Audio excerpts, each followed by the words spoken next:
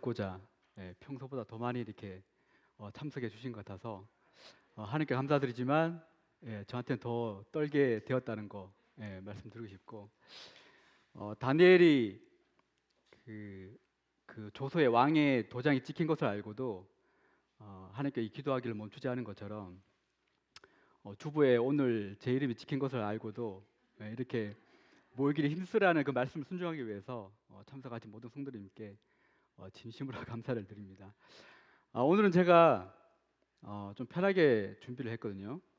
성경에 나오는 한 인물에 대해서 이렇게 소개를 할 건데 누구일지 한번 마음속으로 맞춰 주시기를 바라고 양해를 하나 구하겠는데 이렇게 이제 한 달 전부터 이렇게 준비를 했지만 주제가 계속 바뀌었어요. 그래서 최종 이렇게 주제를 정하고 이제 준비하는데 시간이 많이 부족해서 오늘 오후에 이제 원고를 이렇게 다 준비를 했거든요. 그래서 아마 원고를 많이 보면서 이렇게 말씀을 전하게 될 텐데 이런 부분 좀 양해를 부탁을 드리겠습니다. 오늘 소개할 인물이 등장하는 곳은 예루살렘인데 잠깐만요. 예루살렘 성, 예수님 당시 예루살렘 성인데 먼저 빌라도 법정으로 이렇게 가보도록 하겠습니다. 제가 쭉쭉 설명하는 가운데 오늘 소개할 인물이 나올 거니까 한번 끝까지 잘 들어봐 주시길 바랍니다. 빌라도 법정에는 때 아닌 그런 군중들의 함성이 들리고 있었습니다. 이렇게요. 아마 이보다 더 많은 유대 지도자들 그리고 또 거기에 이렇게 동조한 여러 군중들이 이렇게 모여서 빌라도 법정의 앞에서 큰 함성을 이제 지르고 있는데 뭔가 이렇게 즐거워서 좋아서 이렇게 환호하는 음성이 아니고 화가 나고 성낸 그런 격한 음성으로 소리를 지르고 있었습니다. 그들이 공통적으로 외쳤던 내용은 십자가에 못 박으라는 이 구절을 가지고 수많은 군중들이 화를 내면서 격하게 이렇게 외치고 있었습니다. 성도님들 혹시 이런 상황을 겪어 보신지 모르겠어요. 저 같은 경우는 그 군 복무를 의무 경찰에서 이렇게 복무를 했거든요. 그래서 그 대부분 전투 경찰이 이 데모를 진압한다고 생각하시는데 저 때만 해도 의무 경찰이 이제 이 데모 진압을 했었어요. 그때 한참 그 대학교 한 총련이라는 그런 이제 대학생들이 이제 데모를 할 때였고 연세대 그 유명한 이제 연세대 때 이제 제가 군입대를 하게 되었고 이제 그때 이렇게 군 데모를 이렇게 진압하는 그런 이제 일들을 했었습니다. 한때는 하루는 이제 서울역 지금은 좀 서울역이 많이 바뀌었지만 제가 근무할 때는 옛날 그 서울역 모습 그대로인데 그 앞에 대로변이 있었는데 제가 이렇게 네이버 지도를 이렇게 이 폭을 재보니까 한 110m 정도 나오더라고요. 그 110m 되는 그 한 몇 차로 되는 그 거리를 이제 한 줄로 그러니까 앞에는 이제 그 시위하는 대학생들이 있었고 또 맞은편에는 이제 저희가 이제 진압하는 이제 경찰들이 있었는데 이렇게 대치했을 때 이런 모습을 봤습니다. 화나 있는 대학생들 격한 모습 손에는 화염병 들고 있고 그래서 저희는 이제 쫄았죠. 쫄았는데 어쨌든 그런 상황들 많이 있었어요. 그래서 빌라도가 아마 이 상황이 있었다면은 그도 약간 이렇게 긴장하지 않았을까 하는 생각이 들거든요. 왜냐하면 이제 수적으로도 이미 이 군중들이 훨씬 많았고 그들은 이미 격해 있는 상태이기 때문에 아무도 이런 상황 앞에서 빌라도 역시도 이렇게 올바른 판단을 못 냈을 그런 생각이 듭니다. 어쨌든 이 유대인들의 요구는 예수를 십자가에 못 박으라는 것이었고 이 요구를 들은 빌라도의 반응은 어땠을까요? 제가 어떤 자료를 찾아보니까 본디오 빌라도는 천성적으로 그러니까 태어날 때부터 그는 고집스럽고 거칠고 쉽게 격분하는 불같은 성격이라고 보시면 되겠죠. 이런 성격을 이제 가지고 있었다고 하더라고요. 근데 이런 빌라도조차 이 유대인들의 요구가 얼마나 그 이치에 맞지 않았으면 그들이 십자가를 못 박으라고 했을 때 어쩌이냐고 도대체 무슨 죄를 지었냐라고 이렇게 답변하는 것을 이렇게 보게 되었습니다. 아무튼 목소리 큰 사람이 이긴다고 유대인들의 그런 격한 목소리가 큰 목소리가 결국 빌라도를 이겼고 이제 빌라도는 성경에 나온 대로 밀란이 일어날까봐 그들의 요구대로 이제 한 사람 바로 예수 그리스도를 이제 사형을 선고하게 됩니다. 네. 그래서 예수님은 이제 그 자리에서 채찍질을 이렇게 당하게 되고 그리고 채찍질 후에 이제 그 옆에 보면 브라이도리온이라는 이 관저가 있습니다. 거기서 이제 예, 거기서 이제 희롱을 당한다는 내용이 나옵니다. 지난주 우리 이승민 형제님께서 이제 예수님이 이제 희롱당한 부분을 잘 설명해 주신 것 같더라고요. 머리에 이제 면류관을 쓰시고 그리고 이제 막대기를 이렇게 치고 홍포를 입히고 그렇게 유대인의 왕이여라고 이렇게 희롱했던 그런 모습이 이제 십자가 이후에 채찍질 이후에 있었고 그리고 이제 이 희롱이 다 끝난 다음에는 이제 150파운드 되는 그러니까 우리나라 키로로 환산하면 이제 60에서 70kg 되는 그런 나무 십자가를 지고 이제 이 브라이도리온 이 뜰에서 이제 골고다까지 대략 한 800m 정도 되더라고요. 그래서 거기까지 이렇게 걸어가게 되었습니다. 그래서 제가 이 교회에서 이렇게 800m 거리가 어디일까라고 이렇게 봤는데 우리 오늘 참석하신 우리 장선영 자매님 집 거기서 여기까지 한 790m 정도 나오더라고요. 예, 그래서 또 마침 또 교회 오는 길이 또 언덕에 있잖아요. 저희 교회가요. 그래서 나중에 한번 시간 되면 우리 자매님 집에서 한번 70km 배낭 메고 한번 여기 한번 걸어서 올라와 봐야겠다는 생각도 해봤습니다. 예, 언제 할지 모르겠지만 아무튼 그 800m 되는 그 거리까지 예수님은 이 십자가를 지고 가셔야 했습니다. 이 예수님이 걸어가신 길을 그 비아 돌로 로사라고 해서 잠깐만요. 예, 십자가를 지시고 잘 보이실지 모르겠는데 비아 돌로 로사라고 해서 이게 고난의 길이라는 뜻이더라고요. 그래서 이제 예수님이 이제 걸어가신 그 길을 이제 이스라엘에서 이제 기념하기 위해서 이제 이런 거리를 이렇게 만들었더라고요.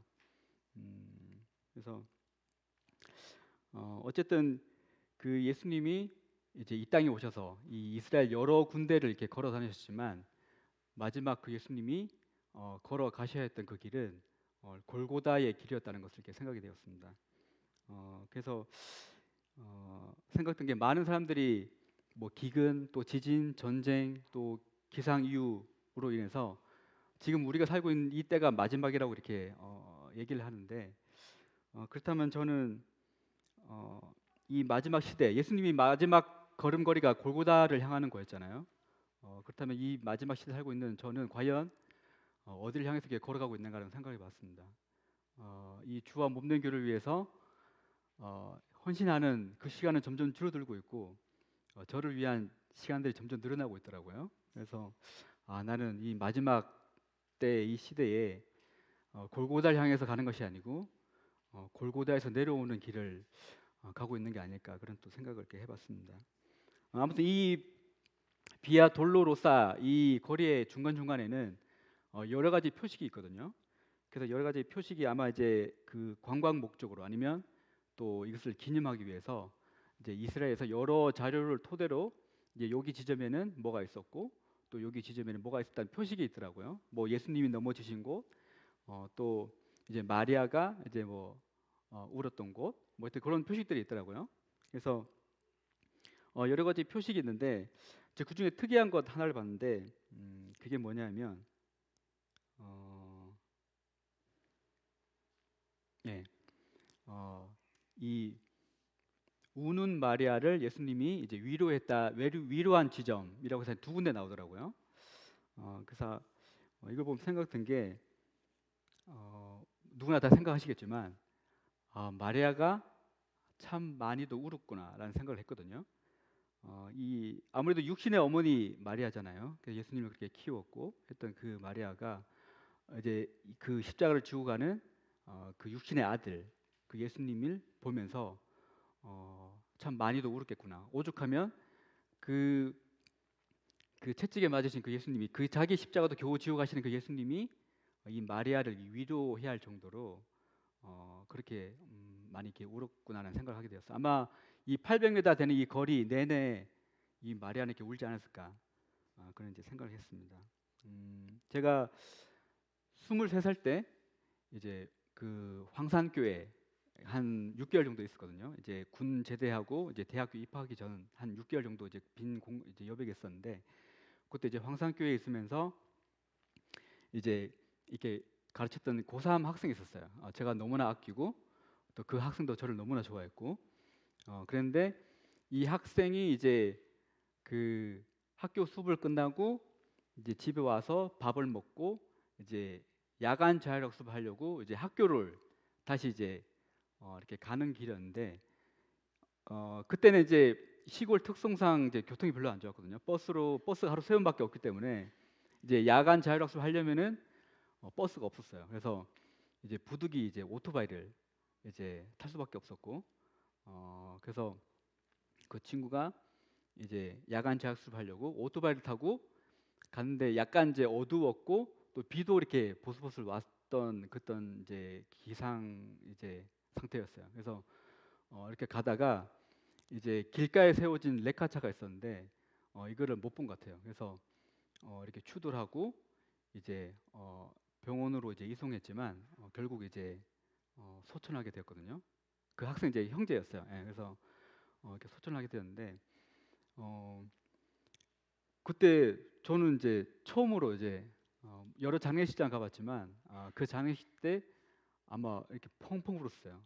정말 제가 아꼈던 친구이고 따랐던 그런 친구인데, 또 특별히 그 친구가 마지막에 그 죽기 전에 유언하기를, 이제 저는 이제 그 자리에 없었는데 이제 누가 이렇게 받아서 이렇게 저한테 전달해 주더라고요. 그 이제 형제가 이제 저한테 이제 마지막 한 유언이 있다고. 그게 뭐냐면은 천국에서 이제 저를 이제 지켜보고 있겠다라는 그런 이제 유언을 했다고 그러더라고요. 그래서 지금도 지켜보고 있겠지만 잘 살아야 되는데 아무튼 그런 이제 유언도 했고, 이것저것 이제 생각이 나면서 이렇게 장례식장 때 이렇게 많이 이렇게 울었던 기억이 있거든요.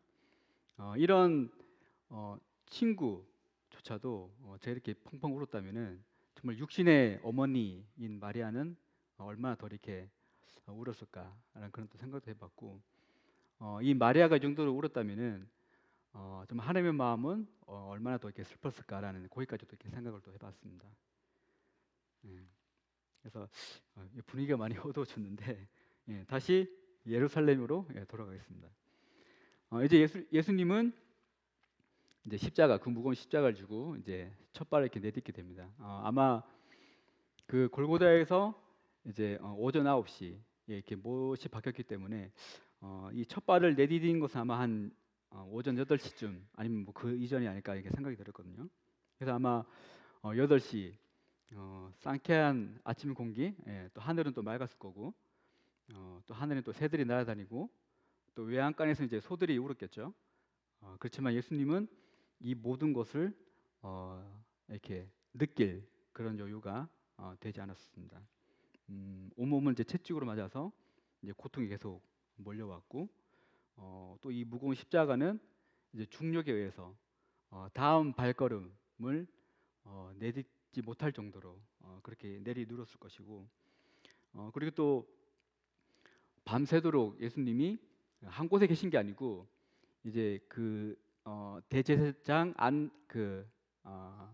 가야바의 장인 안나스 집에 끌려갔다가 다시 또 대제사장 가야바 집으로 또 끌려갔다가, 그리고 또 빌라도에게 쭉 이제 끌려갔다가 다시 또 헤롯에게도 갔다가, 그리고 다시 빌라도에게 이렇게 계속 끌려다니셨기 때문에 잠도 제대로 이렇게 주무시지 못한 그런 상태였을 겁니다. 그리고 이제 점점 가팔라지는 언덕길이고, 이제 계속 주위에서는 이 군중들은 돌을 던지고 또 야유를 퍼붓고, 그리고 또 화 있을진저라고 이렇게 우리를 모욕했던 그 대가가 어떠냐고 이렇게 그런 표정을 짓는 유대 지도자들도 있었을 것이고, 또 조금이라도 예수님이 넘어지면 발길지 않은 그런 로마 군병들로 인해서 정말 이 모든 것이 예수님을 하여금 이렇게 십자가를 더 지는 것이 힘들게끔 했을 거라고 생각이 들었습니다. 그렇지만 그런데도 불구하고 무슨 수를 쓰더라도 예수님은 골고다를 향해서 가셔야만 했습니다. 왜냐하면 거기에 하나님의 뜻이 있기 때문에. 그리고 예수님이 이 땅에 보내신 목적, 그러니까 인자가 온 것은 자기 몫을 많은 사람의 대속물로 주려 함이라는 이 말씀처럼 예수님이 이 땅에 오신 목적이 골고다 십자가에 있었기 때문에 그 많은 방해가 있었지만 십자가를 지기 힘든 그런 요건들이 많았었지만 예수님은 어떻게든 그 십자가를 지고 골고다로 가려고 하셨을 겁니다. 이걸 보면서 생각든 게 한때 이제 코로나 때문에 교회에 오는 것들이 많이 제약들이 많았었잖아요. 국가적인 제약도 있었고 또 이웃들에게 좋은 간정이 안 된다라는 그런 내용들도 들렸었고 또 나 하나로 인해서 내가 코로나 걸려서 이제 교회 가게 되면 이제 저도 모르게 가서 이것이 온 성도님에게 퍼지게 되면 나 하나로 인해서 또 얼마나 여러 성도님이 불편해할까. 그 여러 가지 코로나가 심할 때 이렇게 교회로 올 수 없게 하는 여러 요건들이 많아 있었습니다. 그래서 그때 제가 생각한 게 그럼에도 불구하고 이렇게 모이는 것이 하나님의 뜻이라면 과연 예수님은 어떻게 했을까라고 생각했을 때에 이 본문을 이 내용을 보니까 예수님이라면 당연히 오셨겠구나. 왜냐하면 이 십자가를 지고 가는 데 있어 많은 방해 조건들이 있었지만 기꺼이 예수님께서 하나님의 뜻이 골고다에 있기 때문에 그 십자가를 지고 가셨더라면은 이 그거보다 사실 코로나 때 이 교회에 오는 게 더 쉽잖아요. 예수님이 이 십자가를 지고 골고다로 가는 것보다 그렇기 때문에 예수님이 만약에 모이는 것이 하나님의 뜻이라면 그런 방해 조건들이 있을지라도 예수님은 기꺼이 이 교회로 오셨을 거라 또 생각을 또 하게 되었습니다. 예. 자 이제 그 제가 소개할 인물이 등장할 시간이 되었는데요. 혹시나 이제 제가 소개할 인물이 예수님일까 아니면 빌라도일까 생각을 하셨다면 아니고요. 이제 소개할 건데 예수님이 이제 십자가를 지시고 이제 걸어가신 길이 제가 이제 비아 돌로로사라고 이제 고난의 길 쉽게 한국말로 할게요. 고난의 길이라고 이제 표현할게요. 저도 발음이 안 돼서 그래서 고난의 길 이렇게 걸어가셨는데 이제 중간중간에 이제 표식이 있다고 이제 말씀을 드렸습니다. 근데 아까 이제 마리아가 울었던 곳 또 이제 반복이 되었지만 또 하나가 반복된 게 있는데 그게 뭐냐면 예수님이 이제 쓰러지셨던 곳이 또 이제 반복이 되더라고요. 그래서 아마도 몇 번이나 쓰러지셨던 것 같아요. 아까도 말씀드렸지만 채찍에 많은 피를 흘리셨고 또 밤새 끌려다니신다고 잠도 이제 못 주무셨고 그런 상태였기 때문에 이 그 십자가를 지고 가는 것이 쉽지 않았을 거라고 생각이 됩니다. 그래서 이 예수님이 쓰러질 때마다 군병들이 일어나라고 또 뭐 채찍질하고 발길질을 했었겠죠. 그렇지만 이 군병들도 더 이상 예수님이 이제 십자가를 지고 가는 것이 힘들 거라는 것을 이제 알았을 것입니다. 그래서 이제 누가 이걸 대신 지고 갈까라고 이렇게 찾아보다가 군병들 눈에 누가 띄었을까요? 12 제자가 눈에 띄었을까요? 아시다시피 제자들은 이미 예수님을 버리고 다 도망간 상태입니다. 그래서 이 군병들 눈에 띈 것은 예수님의 제자도 아니고 또 예수님의 친족도 아니고 예수님과 아무 관계 없는 바로 제가 오늘 소개할 구레네 시몬입니다. 요 뒤에 보시죠. 구레네 시몬. 그래서 오늘 저와 함께 읽을 본문은 마태복음 27장 31절부터 32절입니다. 다 같이 한 목소리로 읽어주시면 감사하겠습니다. 시작. 희롱을 다한 후 홍포를 벗기고 도로 그의 옷을 입혀 십자가에 못 박으려고 끌고 나가니라. 나가다가 시몬이란 구레네 사람을 만나매 그에게 예수의 십자가를 억지로 지어 가게 하였더라.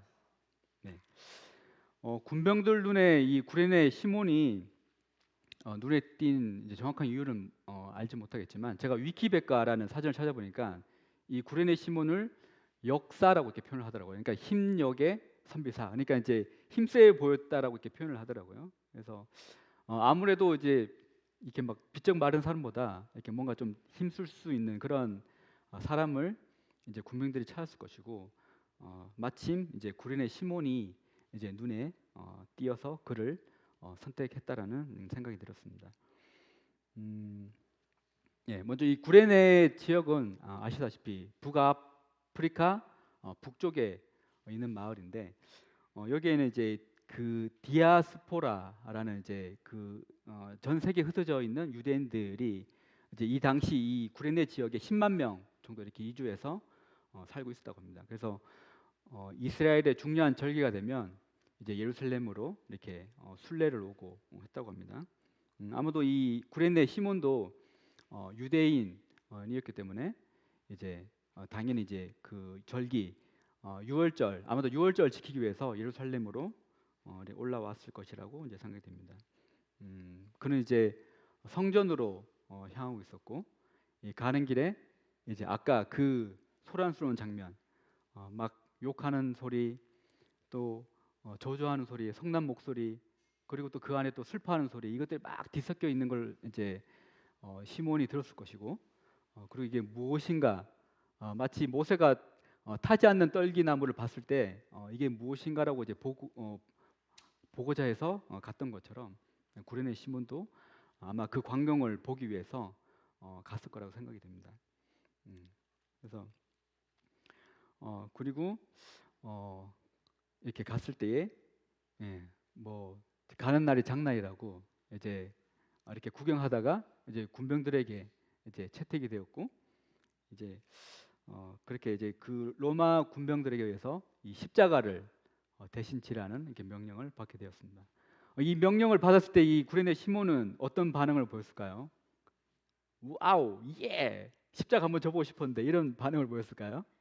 전혀 그렇지 않다는 것을 잘 알고 계십니다. 아시다시피 그는 억지로 지어야 할 만큼 완강하게 단호하게 이 십자가 지는 것을 거부했다는 것을 알 수 있습니다. 누가복음 23장 26절에 보면 이 다른 또 표현인데 그 군병들이 구레네 시몬을 붙들었다라는 표현이 나오더라고요. 근데 이 붙들었다라는 표현이 어디에 또 나오냐면은 마태복음 14장 30절을 보면 바람을 보고 무서워 빠져가는지라 소리질러 이르되 주여 나를 베드로가 나를 구원하소서 하니 예수께서 즉시 손을 내밀어 그를 붙잡으시며 그래서 무리를 걷게 해달라고 했던 그 베드로가 이제 믿음이 없어서 이제 물에 점점 빠져갈 때 이제 이렇게 외치죠 구해달라고 그래서 예수님이 이제 붙잡습니다 빠지지 않게 얼마나 세게 잡았을까요? 베드로가 이게 사살 잡으면 물에 빠지니까 예수님이 베드로가 빠지지 않도록 강하게 이렇게 붙잡은 것처럼 이때 썼던 이 원어가 같은 원어거든요. 그래서 이 군병들도 동일하게 이 십자가를 안 질 것을 알았기 때문에 또 그 구레네 시몬도 완강하게 거부했기 때문에 강하게 붙잡아서 그로 하여금 도망치지 못하게 이렇게 억지로 십자가를 지우게끔 했습니다. 그래서 생각했던 게 이 도대체 십자가 지는 게 뭐길래 사실 십자가에 매달려 죽는 것도 아니잖아요. 예수님이 십자가에 이제 매달리겠지만 이 구레네 시몬이 이 십자가에 매달리는 것도 아닌데 그냥 지고만 가면 되는데 왜 이렇게 완강하게 거절했을까라고 생각했을 때에 두 가지를 이렇게 한번 찾아봤거든요. 첫 번째는 신명기 21장 33절 다 아시는 내용인데 나무에 달린 자는 하나님께 저주를 받은 그래서 유대인에게 있어서 이 십자가 이 나무에 달리는 것뿐만 아니라 지고 가는 것 자체도 하나님께 저주받은 거라고 생각을 한다고 이제 자료에 있더라고요. 그래서 구레네 시몬도 유대인이기 때문에 당연히 이 사실을 알았을 것이고 그 아무도 나서지 않는 이 십자가를 본인이 기꺼이 나서려고 하지 않는 것은 합당한 또 행동이었다고 생각이 됩니다. 그 구레네 시몬의 입장에서 그리고 또한 아까도 말씀드렸지만 이 유월절 절기를 지키기 위해서 이미 이 구레네 시몬은 정결 의식을 했을 것입니다. 몸을 깨끗이 씻고 또 여러 가지 그런 이제 죄들을 금하고 이런 상태에서 이 십자가, 이 나무를 지고 간다는 것은 더더욱 용납이 안 됐을 거 생각이 듭니다. 그리고 또 한 가지는 히브리서 12장 2절 보면 믿음의 주에 또 온전케 하신 이 예수를 바라보자. 그는 그 앞에 있는 기쁨을 위하여 십자가를 참아사 부끄러움을 개치 않더라고. 이 예수님조차 이 십자가는 부끄러움의 상징이라고 표현을 하셨습니다. 그래서 이 오죽하면 이 부끄러움이라는 이 단어를 썼을까라는 생각도 해봤거든요. 그러니까 저희가 상상할 수 없는 그런 부끄러움을 예수님도 느끼실 만큼 이 십자가를 지고 가는 것은 너무나 부끄러운 것이라고 생각이 들었습니다. 몸은 정결해도 속 사람은 여전히 죄인인 이 구레네 시몬조차도 이것이 부정하다고, 더럽다고, 부끄럽다고 지기를 거부했다면 온전하신 거룩하신 예수님은 이 십자가를 지는 것이 얼마나 더 참 수치였을까, 부끄러운 것이었을까, 그런 것도 생각해 봤습니다. 어쩌면 그 겟세마네 동산에서 기도하실 때에 할 수만 있다면 이 잔을 옮겨달라고 이제 기도를 하셨잖아요. 그 이유들 중에 하나가 이런 이 수치를 당하는 것이, 이 십자가를 지는 것이 어떤 것임을 누구보다 잘 아셨기 때문에 그런 또 기도를 드릴 수밖에 없지 않았을까 하는 그런 생각도 해봤습니다. 아무튼 이 구레네 시몬은 십자가 구경꾼에서 이제 십자가 체험자로 이제 바뀌게 되었고, 그는 그렇게 골고다 언덕까지 십자가를 지고 가게 되었습니다. 이 십자가를 지고 가는 시몬은 어떤 생각을 했을까요? 제가 이렇게 쭉 보면서 생각을 많이 이제 했거든요. 그래서 이 생각이 뭐 틀릴 수도 있겠지만 어쨌든 최대한 이제 그 성경 범위 안에서 또 생각을 많이 하려고 했었고, 또 거기서 또 벗어나지 않으려고 이제 했었거든요. 그래서 시몬이 이 십자가를 지고 가면서 어떤 생각을 했을까요? 아, 이거 저 보니까 절만하네. 이게 이 중간에서 십자가를 졌으니까 처음부터 다시 지고 가겠다고 말할까? 이런 생각을 했을까요? 결코 아닐 것입니다. 그는 이 수치스러운 십자가를 빨리 내려놓고 싶어하는 마음뿐이었을 거라 생각이 듭니다. 그의 눈은 계속 골고다 언덕만을 바라봤겠죠. 왜냐하면 거기에 가야지 이제 내려놓을 수 있으니까. 그의 시선은 골고다 언덕을 향했을 것이고, 조금만 더 가면, 조금만 더 견디면 이 십자가를 이제 내려놓을 수 있겠다라는 그런 작은 소망으로 그 길을 이렇게 걸어갔을 거라는 생각이 듭니다. 마치 예수님이 여 9절에 나왔지만 그 앞에 있는 기쁨을 위해서 십자가를 참으신 것처럼 구레네 시몬도 골고다 언덕 앞에 있는 그 기쁨을 생각하고 거기에만 가면 이제 내려놓을 수 있으니까 거기를 생각하면서 이제 걸어갔던 것을 이제 보게 되었습니다. 그렇게 시몬은 이제 예수님의 십자가를 지고 이렇게 골고다를 향하고 있었는데 멀찍이서 이 상황을 또 지켜보는 사람이 또 한 명 있었습니다. 바로 이제 베드로입니다. 조금 전 새벽에 예수님을 모른다고 3번이나 부인했기 때문에 그는 심한 죄책감에 사로잡혀 있었고, 또 성경에 보면 통곡했다라는 표현이 나오잖아요. 그는 아마 엄청 울었기 때문에 눈은 아마 팅팅 부어 있었을 거라는 생각이 듭니다. 그런 모습으로 군중들 속에서 이제 예수님이 이제 십자가 지고 가는 모습을 지켜봤을 것입니다. 그러면서 이렇게 예수님이 넘어지시고 또 이렇게 힘들어하는 그 모습을 이렇게 지켜보다가 이제 어떤 한 사람, 그 당시에는 이제 베드로가 그가 이 구레네 시몬이 누구인지 몰랐었겠죠. 그렇게 예수님의 십자가를 어떤 한 사람이 대신 지고 가는 그 모습을 봤을 것이고, 후에 그 사람이 공교롭게도 자기의 이름과 같은 시몬이라는 걸 알았을 때에 베드로는 어떤 생각을 했을까? 그런 또 생각을 봤거든요. 이렇게 여러 장에 보면 이 베드로의 원래 이름은 시몬이더라고요. 시몬 이름이었다가 예수님이 이제 게바로 또 베드로로 이렇게 이름을 바꾸셨더라고요. 그래서 마지막에 요한복음 21장에 보면 베드로를 향해서 시몬이라고 분명히 이제 그의 원래 이름을 이렇게 예수님이 부르신 걸 이렇게 보면서 아마도 뭐 물론 당연히 동명이인의 사람들이 있을 까 생각이 듭니다. 근데 하필 그 십자가를 진 사람이 시몬이었다는 것은 우연은 아니라고 또 생각이 들었거든요. 음, 그래서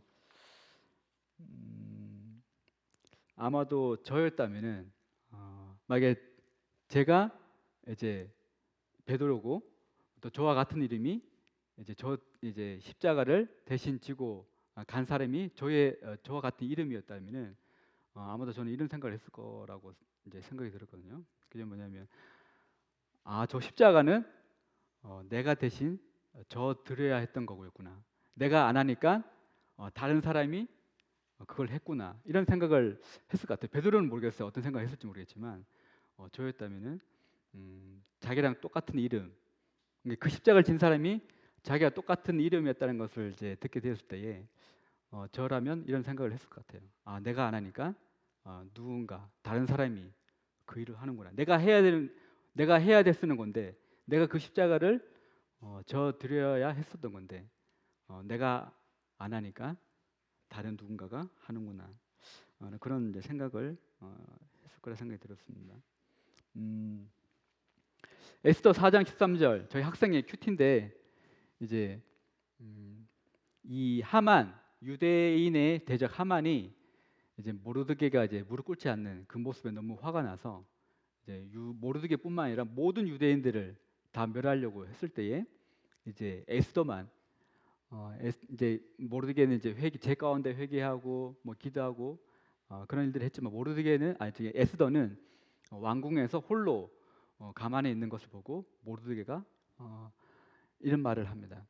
이때 내가 만일 잠잠하여 아무 말이 없으면 유다인은 다른 데로 말미암아 노임과 구원을 얻으려니와 너와 내 집은 멸망하라. 그러니까 에스더가 아무 일을 하지 않더라도 하나님은 다른 삶을 통해서도 하나님의 일을 이루어 나가신다라는 그런 표현을 하는 것을 이제 보게 되었습니다.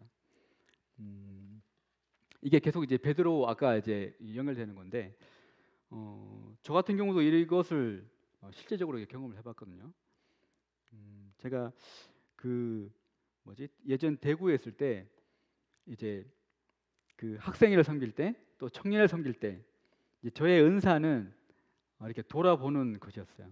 그래서 영적으로 어리고 또 연약하고 이제 힘들어하는 지체들한테 계속 마음이 갔고 또 이제 그들과 또 대부분 시간을 보냈고 또 이제 그들을 챙길 때 이제 가장 또 이렇게 행복하더라고요. 근데 이제 그런 은사대로 섬기다가 이제 인천에 와서 이제 제 개인적인 목표를 위해서 한 2년 동안 교회에 제가 맡았던 일들을 다 내려놓고 이제 이 교회도 간신히 또 참석하면서 이제 신앙의 끈만 안 끊어지게 간신히 이제 버티면서 이제 신앙생활을 이렇게 했었는데 그리고 2년 후에 다시 이렇게 제가 제 위치로 왔을 때에 이렇게 돌아보는 그런 은사가 저한테 없다라는 게 이게 느껴지더라고요. 그러니까는 그런 이제 제가 해왔던 그런 일들, 그러니까 이제 연약한 지체들을 향해서도 아무런 마음도 안 생기고 그들 이렇게 돌아봐야겠다는 그런 마음도 일어나지도 않고 불쌍한 마음도 생기지 않고 그런 걸 이렇게 경험했어요. 그래서 내가 그것을 하지 않으니까 하나님께서 이제 그 일을 다른 사람을 그러니까 사실 제가 했던 일들을 결국은 누군가는 하고 있더라고요. 지금도 그것을 이제 보고 있는데 그걸 통해서 하나님께서 제가 하지 않으니까 그 일을 하지 않으니까 다른 사람에게 그 역할을 넘기신 거구나라는 건 이제 생각을 이제 하면서 좀 후회를 하고 있습니다. 그때 끝까지 맡은 일들을 사역을 감당했더라면 어떻게 되었을까라는 생각도 이제 하게 되었고 아무튼 베드로 얘기하다 여기까지 왔는데 자기가 져야 될 십자가 대신 져드려야 될 십자가를 지지 않았기에 다른 사람이 지게 되었다는 것을 한번 이제 생각해 봤습니다. 저에게도 이제 예수님의 십자가를 그래서 이 베드로는 이 부분을 후회했을지 모르겠어요. 성경에는 안 나오지만 그러니까는 예수님의 십자가를 져드리지 못한 것에 대한 후회. 왜냐하면 이제 예수님은 더 이상 십자가를 지고 갈 일이 없잖아요. 그래서 그 십자가를 져드리지 못한 거에 대해서 후회 아닌 후회를 했을지도 모르겠습니다. 전승에 의하면 다 아시겠지만 베드로는 죽을 때 이제 십자가에 이제 거꾸로 매달려서 죽었잖아요. 그래서 그때 아마 베드로가 십자가를 지고 갔겠죠. 예, 지고 가면서 어떤 생각을 했을까? 아마 많은 눈물을 흘리면서 그때 저 예수님의 십자가를 져드리지 못한 것을 지금 제가 지고 가고 있다라는 그런 생각을 하지 않았을까? 이런 생각을 또 해봤습니다. 그래서 저에게도 이게 예수님의 십자가를 지고 갈 기회는 더 이상 없습니다. 이제 2000년 전에 이미 끝났기 때문에 하지만 그 예수님의 십자가가 아니라 이제 저의 십자가를 이제 아니면 또 구레네 시몬처럼 이제 누군가의 십자가를 이렇게 대신 지어줄 수 있는 그런 기회는 아직 많이 남아 있는 것 같습니다. 하지만 여전히 또 제가 거절한다면 이미 제가 경험해봤잖아요. 그래서 이 거절한다면은 결국 제가 지고 가야 될 십자가를 또 누군가 또 지고 가겠죠. 네. 그래서 네. 네. 다시 구레네 시몬 얘기로 돌아오겠습니다. 시간이 빨리 가네요. 네. 여기 보면 마가복음에도 이제 구레네 시몬에 대해서 이렇게 설명하고 있는데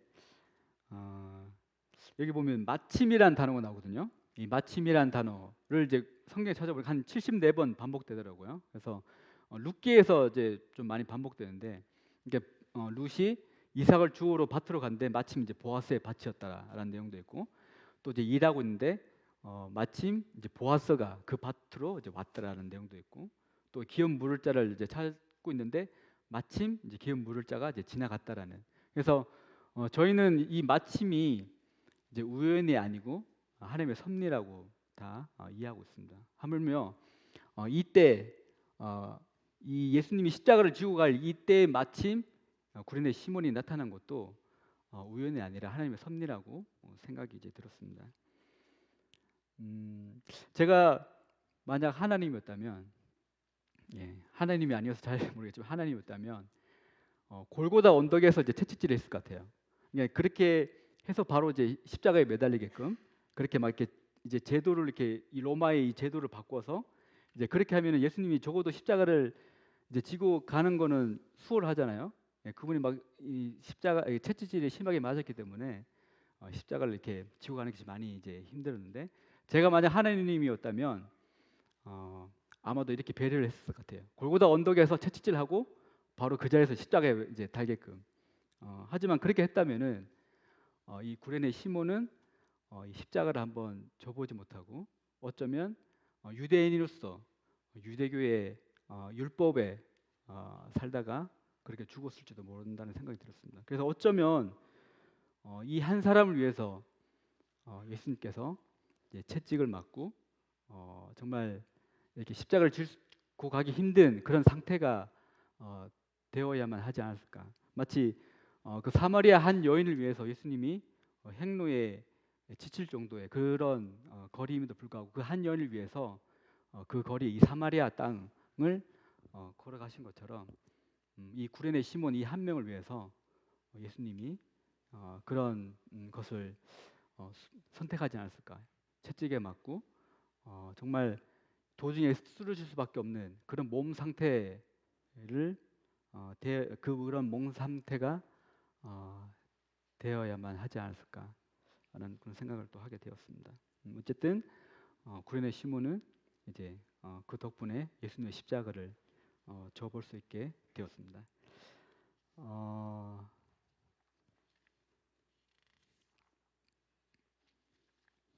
네. 이 마가복음은 그 AD 65년에서 70년 사이에 이렇게 기록되었다고 하더라고요. 그러니까 이제 이 독자, 이 편지를 받는 분들은 로마에서 이제 네로 황제의 핍박을 받고 있는 로마에 있는 성도들에게 그들을 이제 위로하기 위해서 이 마가복음이 이제 쓰여졌는데, 이제 예수님 당시 이미 이제 이런 핍박이 있을 거라는 그런 내용과 함께 그리고 예수님이 이런 핍박의 삶을 살았기 때문에 여전히 제자로서의 삶을 살아가라는 그런 격려로 이 마가복음을 이렇게 적었다고 하더라고요. 근데 이 마가복음에 알렉산더 루포라는 그 시몬의 자녀 이름이 이렇게 등장합니다. 근데 이제 특이한 것은 이제 보통 구약에 보면 이제 누구 누구의 아들 뭐 이렇게 설명하잖아요. 아버지 누구 아버지의 아들 이렇게 위에서 아래로 설명하는데 여기서 보면 아들을 먼저 설명하고 아버지를 이제 뒤에 이제 얘기를 하고 있잖아요. 그래서 이것은 이제 이 편지를 읽는 사람이 구레네 시몬은 보다 이 알렉산더 루포를 더 익히 잘 알고 있는 상태이기 때문에 이제 이렇게 거꾸로 설명을 했다 하더라고요. 예를 들면 이제 저한테 시온이 이제 윤시온이라는 아들이 있는데 제가 시온이 친구한테 저를 소개할 때 이제 누구 누구 시온이의 아빠 누구 누구야 이렇게 소개를 하잖아요. 왜냐하면 그 아이들에게는 저보다 시온이를 더 잘 알기 때문에. 그래서 여기도 이제 그 로마에 있는 성도들은 이제 알렉산더 루퍼를 더 잘 알기 때문에 이제 이 아들을 먼저 소개하고 이제 구레네를 이렇게 설명하는 그렇게 보게 됐습니다. 그래서 이걸로 봤을 때에 로마에는 분명히 이제 루포와 이제 알렉산더가 이제 있다는 것을 알게 되었고, 그리고 또 로마서 16장에 보면 사도 바울이 이제 로마에 있는 그 루포의 어머니에게 이렇게 문안하라라고 이제 표현을 쓰는 걸 보면서 아마 루포의 어머니도 이제 로마에 이제 있었다는 생각이 들었습니다. 이 가족들이 언제 회심한지는 모르겠지만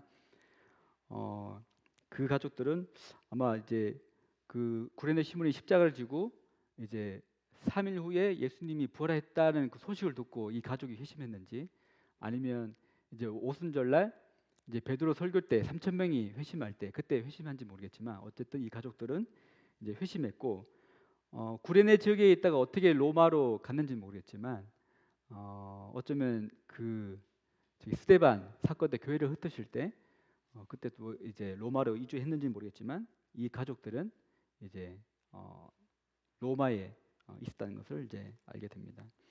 어쨌든 이 시몬이 십자가를 지고 가는 이 자리에 이 자녀들 루포와 알렉산더가 분명히 이제 있었을 것이고 그리고 두 눈으로 자기 아버지가 십자가를 지고 가는 것을 분명히 봤을 거라는 생각이 듭니다.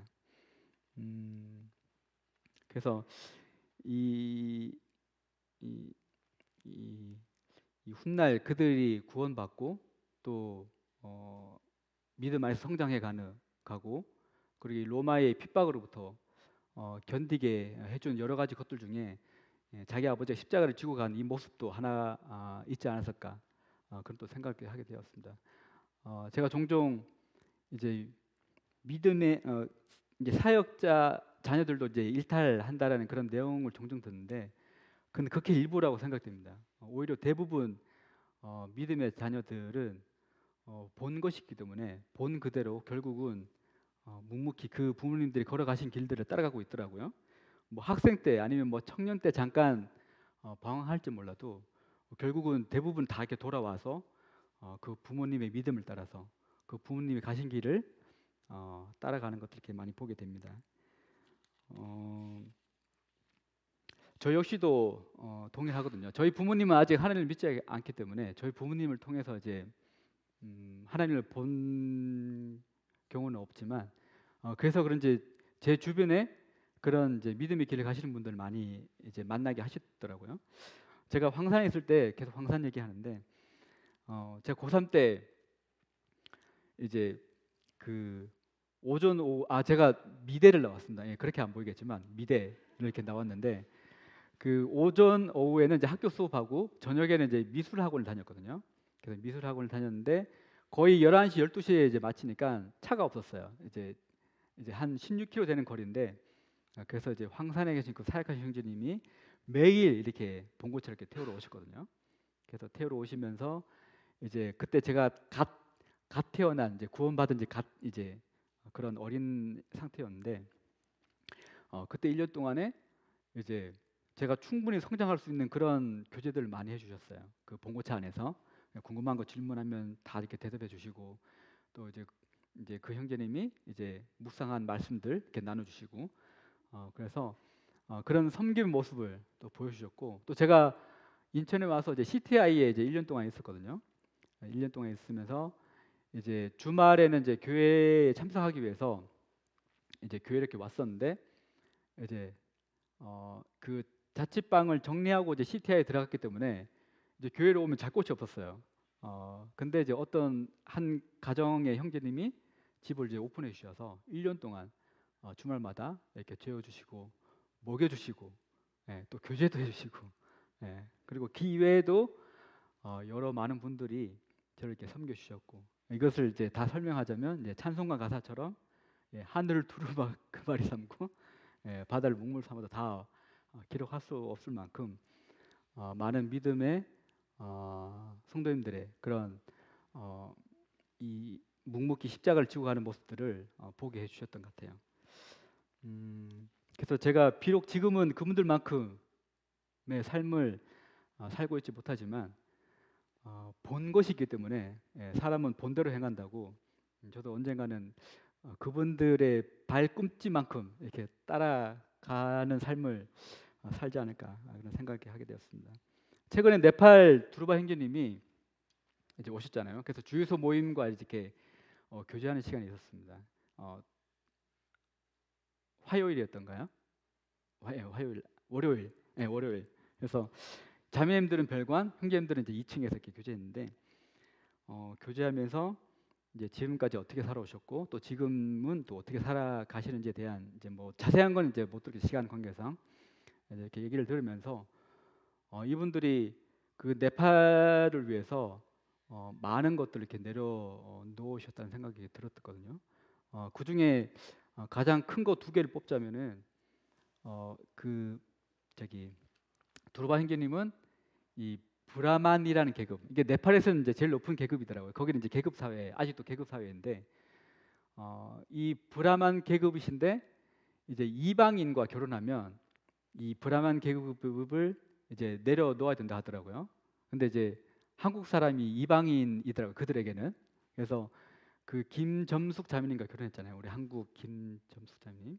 그래서 어쨌든 이방인과 이제 결혼하게 되면 이 두루바 형제님뿐만 아니라 자녀들까지도 이 불황 계급을 이제 내려놔야 되거든요. 그래서 이 사실을 알고 그 두루바 가족들이 막 눈물로 이렇게 울면서 그 결혼을 하면 안 되냐고 이렇게 많이 반대를 했었다 그러더라고요. 그래서 그 얘기를 들으니까 저라면은 저기 부모님 말씀 들었을 것 같아요. 그래서 그렇게 이제 눈물로 이제 호소하는데 제가 또 눈물에 약하거든요. 그래서 그렇게 이제 막 뭐 제가 알 수 없는 그런 이제 그 계급을 이제 포기한다는 게 네팔에서는 어떤 불이익을 당할지 저는 자세히 알지 못하지만 그것을 알기 때문에 그 부모님들은 그렇게 눈물을 흘릴 정도로 이렇게 반대를 했을 거라는 생각이 들었습니다. 어쨌든 그 두루바 형제님은 이제 그 브라만 계급을 내려야 했었고, 우리 김점숙자님은, 예, 아시다시피 이 한국의 삶, 사실 네팔에 비하면 이제 좀 낫잖아요. 뭐 교통도 그렇고 이런 뭐 통신도 그렇고 또 뭐 의료, 또 먹을 거, 그리고 이제 문화, 한국에 익숙한 문화, 예, 그리고 또 자매님 가족들이 아직 구원을 못 받았다고 그러더라고요. 아직 구원받지 못한 가족들을 두고 네팔로 가야 하는 그 상황들 여러 가지가 있을 것인데 이것들을 내려놓으셨더라고요. 이 두 분이 많은 것을 내려놓았지만 이 두 가지 가장 저에겐 크게 이것이 가장 큰 것을 내려놓고 네팔로 가기로 결정을 하셨구나 라는 생각을 했습니다. 그 네팔의 영혼들을 위해서. 그래서 이런 모습, 그러니까 마치 모세가 이제 바로의 아들이라 칭함 받기를 거절하고 그리스도 고난 받기를 더 좋아했기 때문에 그 이스라엘 백성들과 함께 광야로 가기로 선택한 것처럼 그런 불이 또 그런 불편함이 있을 걸 알면서도 네팔 영혼들을 위해서 그 더 좋은 곳을 이제 내려놓은 이 믿음의 결단을 이 성경에만 이 모세만 했던 게 아니라 지금 그때 당시 제 눈앞에 있던 이 두루바 가정도 모세와 같은 그런 믿음의 결단을 했다는 것을 이렇게 눈으로 또 보게 되었습니다. 예, 이처럼 주변을 둘러봐도 이렇게 묵묵히 십자가를 지고 하시는 성도님들이 너무 많이 계시는 것 같더라고요. 사실 이 수요 집회 오는 것도 쉽지 않잖아요. 제가 아는 뭐 친구들 또 동생들 있는 모임들 이렇게 얘기해 보면 수요 집회 이 정도 나오는 모임이 거의 없거든요. 정말 성도님들 정말 대단하시고 이것을 위해서 얼마나 또 많은 것을 포기하고 내려놓고 오실지 또 잘 알기 때문에 정말 또 감사가 되고 또 하나님도 얼마나 기뻐하실까 그런 생각을 이제 수요일마다 주일은 어차피 이제 뭐 다른 모임도 많이 오니까 주일은 뭐 그렇게 뭐 감흥이 없는데 수요일은 더더욱 그런 이제 생각을 하게 됩니다. 네, 시간이 많이 갔습니다. 정리를 하겠습니다. 네. 로마서 6장 6절에 보면 이제 십자가에 못 박힌 것은 이제 옛사람은 이제 십자가에 못이 예수님과 함께 못이 박혔습니다. 결국 십자가에 못 박힌 것은 예수님이 이제 구레네 시몬은 아니라는 것입니다. 그의 역할은 십자가를 지고 가는 것이 그의 역할이었습니다. 그래서 로마서 6장 11절에도 보면 너희 자신을 죄에 대해 죽은 자로 여길지어라고 이미 저희는 예수님과 함께 십자가에서 옛사람이 못 박혀 죽었기 때문에 죽은 자라고 여기라고 했고 그래서 동일하게 우리의 역할도 십자가를 이렇게 지고 가는 것이 아닐까 구레네 시몬처럼 그래서 예수님도 마가복음 8장에 보면 나를 따라오고도 십자가를 지라고 십자가에 못 박히라고 말씀하시지 않고 십자가를 지고 따라오라고 말씀을 하셨습니다. 하지만 다들 아시겠지만 십자가를 지는 것도 결코 쉽지 않습니다. 아까 고난의 길에 보면 이 네 부류의 사람들이 나오거든요.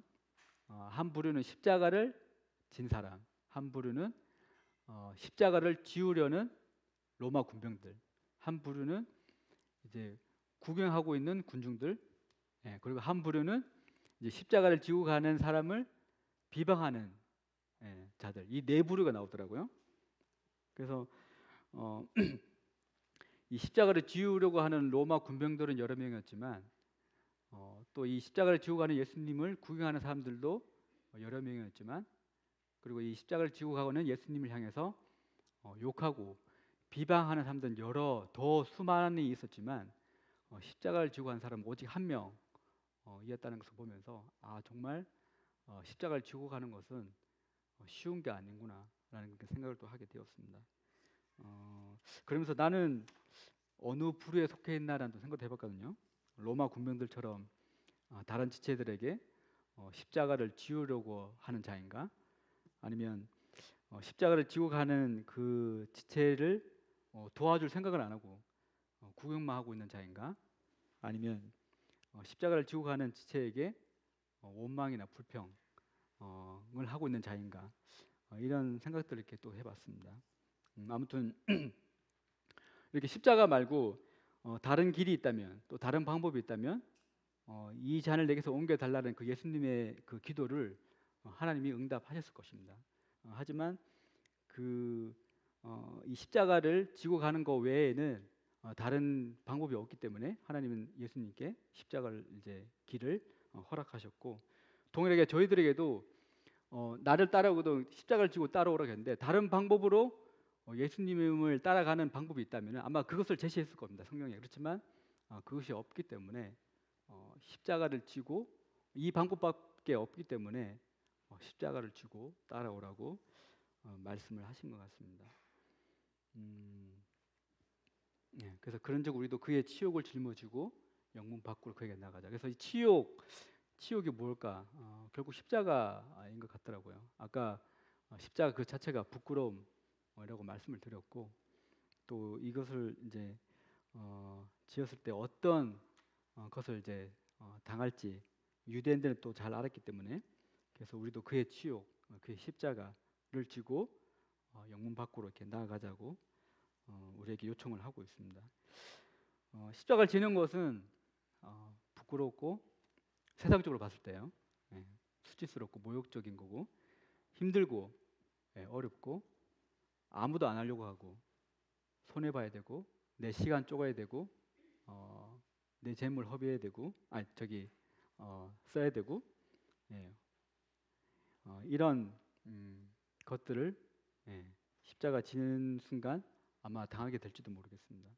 제가 서두에 구레네 시몬을 소개할 때 제가 말씀 안 드렸는데, 자, 이 구레네 시몬을 이제 이렇게 특별히 소개해 드린 이유는 그가 처한 상황, 그러니까 그를 닮고 싶어서 이제 구레네 시몬을 소개한 게 아니고 그가 처한 상황이 부러워서 이 구레네 시몬을 이제 제가 준비를 했거든요.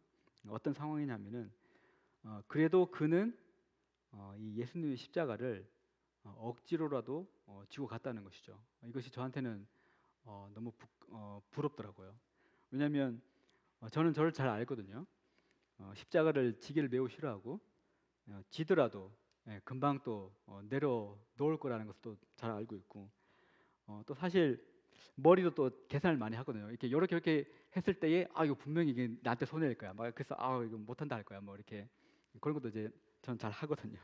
그래서 저 사실 잘 알기 때문에 정말 이 구레네 시몬처럼 누군가 이렇게 십자가를 억지로라도 지우지 않으면 영원히 십자가를 지고 가지 않을다라는 것을 제가 잘 알기 때문에, 그래서 이 구레네 시몬이 이 처한 상황이 이렇게 좀 부러웠다는 생각이 들었습니다. 어떤 형제님이 저에게 이런 말씀을 하시더라고요. 형제는 이 뭔가 이 하나만 내려놓으면 참 좋을 것 같은데 그 하나가 뭔지 모르겠다고 이렇게 이제 얘기를 하시더라고요. 이 자리에서 말씀드릴게요. 그 한 가지는요, 십자가를 안 지려고 하는 것입니다. 그래서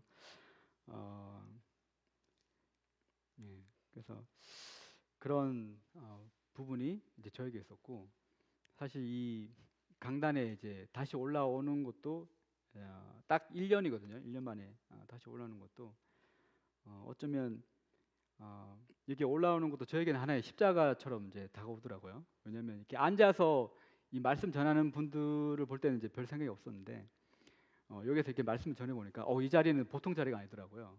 그래서 너무나 많은 부담이 있고 또 이것을 위해서 또 많은 또 시간을 내야 되고 또 전하는 자로서 이 전한 것 내용을 뭐 완벽히는 아니겠지만 이 전한 것을 또 살아내야 될 그런 책임이 또 있잖아요.